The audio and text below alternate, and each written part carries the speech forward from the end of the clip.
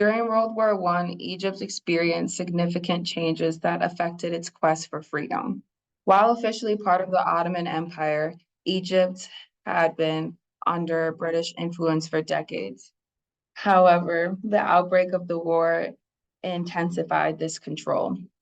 The British, fearing a potential Ottoman alliance, declared Egypt a protectorate in 1914. This move effectively stripped Egyptians of their freedom to govern themselves.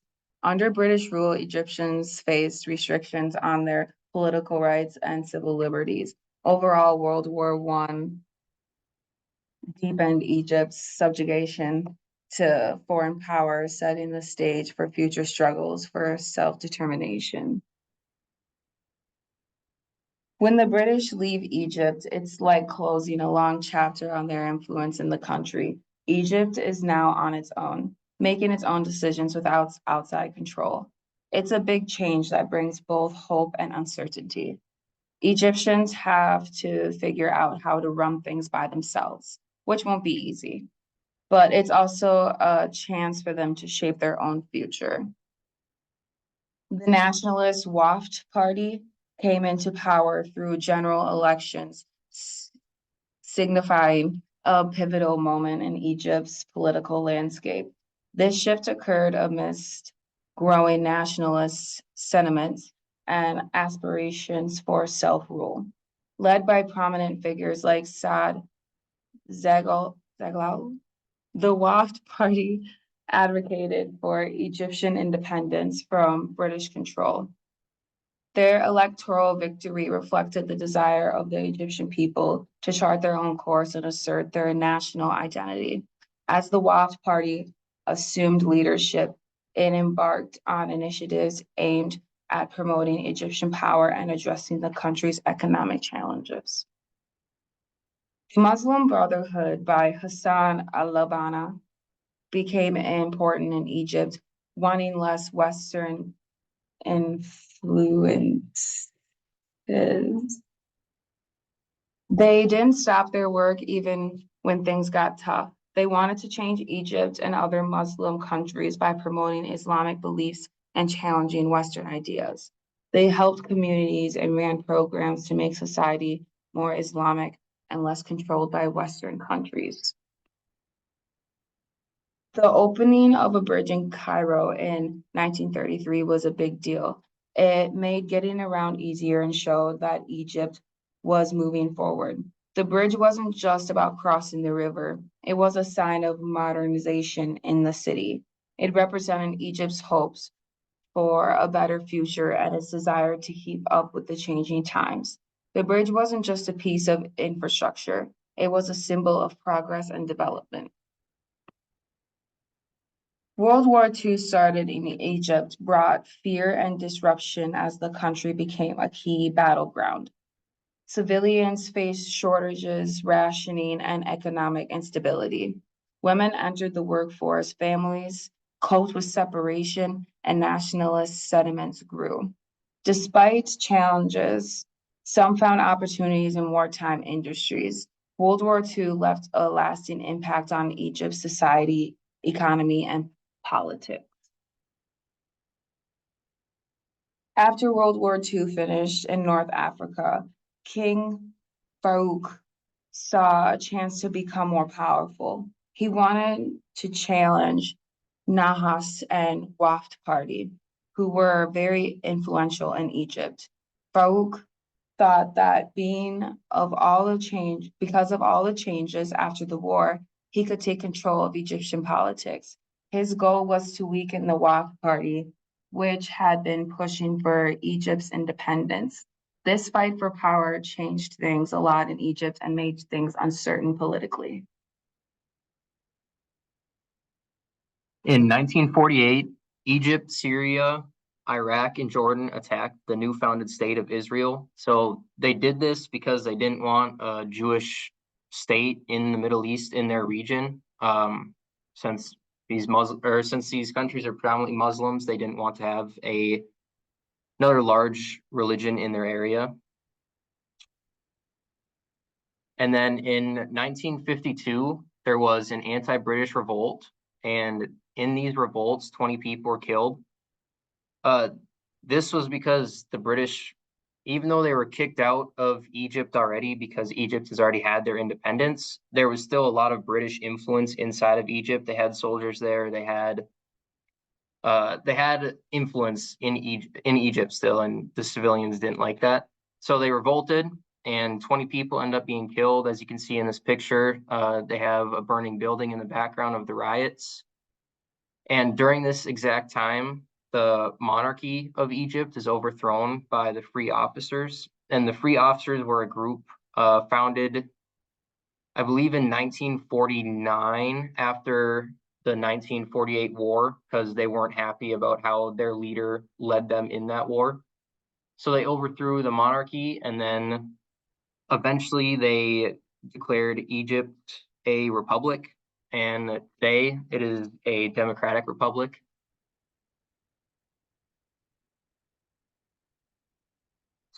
So as I said, there was still British influence inside of Egypt, and in 1954, the British troops began to leave, and their influence lessens because President Nasser is voted into office, and he was a member of the free officers of the Egyptian army.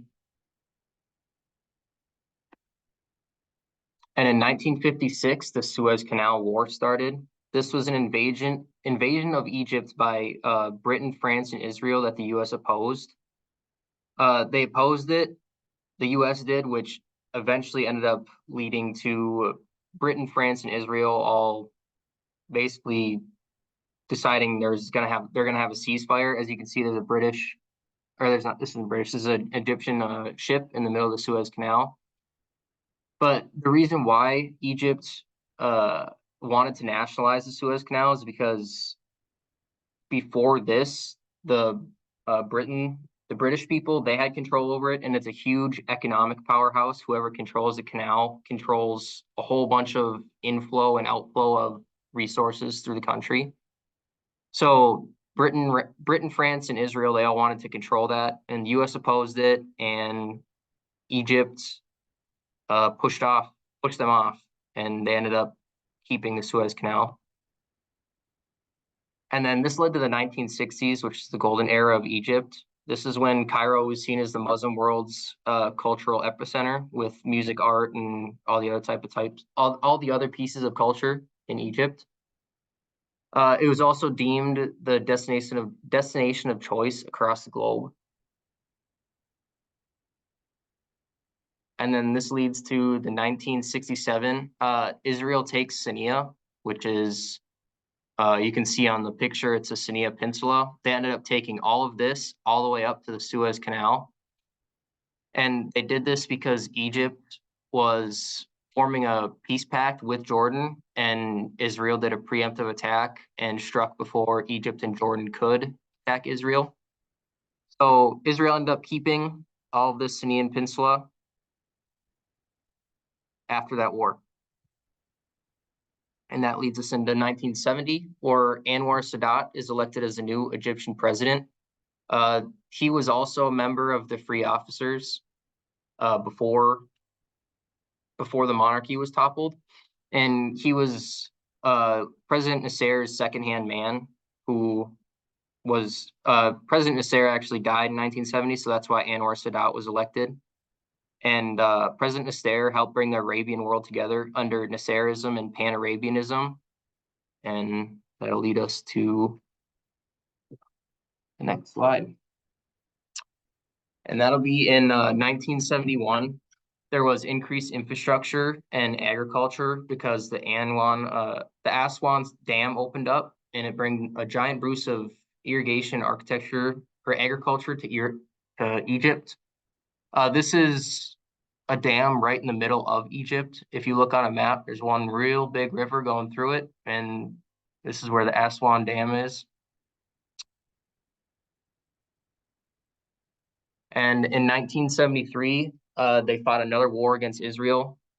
And Egypt and Syria went to war with Israel to regain their land lost in 67, which was the Sinai Peninsula. So they were getting their butts kicked, and they ended up suing for peace. And this is where Anwar Sadat, the new elected president of Egypt, he made really big steps in the Egyptian foreign policy because he was working with Western countries for peace and trying to demilitarize the Russian troops that were in Egypt as well.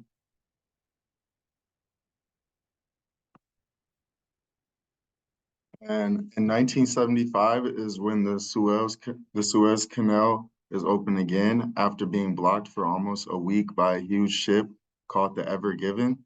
This is great news for global trade as many ships can now pass through this important waterway once more. Efforts efforts to free the stuck ship were successful, easing worries about the delays in delivering goods around the world. The canal's reopening shows how well countries can work together to solve big problems. In 1977 was the bread riots. The bread riots happened when people protest because bread and other basic food items become too expensive or hard to find. These riots are usually caused by sudden price increases or shortages that make it difficult for lower income people to afford their daily needs. Historically, these protests have taken place in different parts of the world and often point out problems between the government and the public over food prices and availability. Bread riots show the need for policies that ensure everyone can access and afford essential foods. In 1981, Sadat's assassination on October 6th, Anwar Sadat, the president of Egypt, was assassinated during a military parade that was meant to celebrate a war anniversary. He was killed by members of the Egyptian Islamic Jihad, a group that disagreed with his peace treaty with Israel and his domestic policies. Sadat's assassination shocked the world and highlighted the deep conflicts in the Middle Eastern politics, especially regarding peace efforts. After his death, his vice president, Hassan Mubarak, took over and led Egypt for almost 30 years. In 1986, that's when the Central Security Mutiny happened. In February 1986, a significant event called the Central Security Mutiny occurred in Cairo, Egypt. The mutiny was carried out by the Central Security Forces, mainly made up of young conscripts. The unrest started because of rumors that their mandatory 3-year service was going to be extended. Upset and angry, these conscripts rebelled by rioting in the streets, damaging property, and setting fire to hotels and foreign businesses. The Egyptian government quickly responded with military force to stop the riots, restoring order, but leaving parts of Cairo with considerable damage. This event highlighted by the deep issues with Egypt's security forces and border challenges of military conscription and worker conditions. The term Allied coalition refers to when different countries team up to work together, usually during big wars or important missions. This could be during World War I or World War II, or most likely recently, like in the Gulf War in 1991. During the Gulf War, countries joined forces to push Iraq soldiers out of Kuwait. These coalitions involve countries from all over the world, showing how nations can come together to achieve common goals, whether it's for defense, or to help others in need. In 1992, the Gamas al-Islamiyah, an Islamic group in Egypt, launched a 5-year campaign of violence targeting government institutions and tourist sites. This campaign aimed to challenge the Egyptian government's authorities and promote their extremist ideology. The attacks intensified over the years, culminating in a devastating incident in 1997 at the historic site of Luxor. where 62 people lost their lives in a brutal massacre. The assault of Luxor shocked the world, highlighting the grave threat posed by extremist groups to innocent civilians and cultural heritage.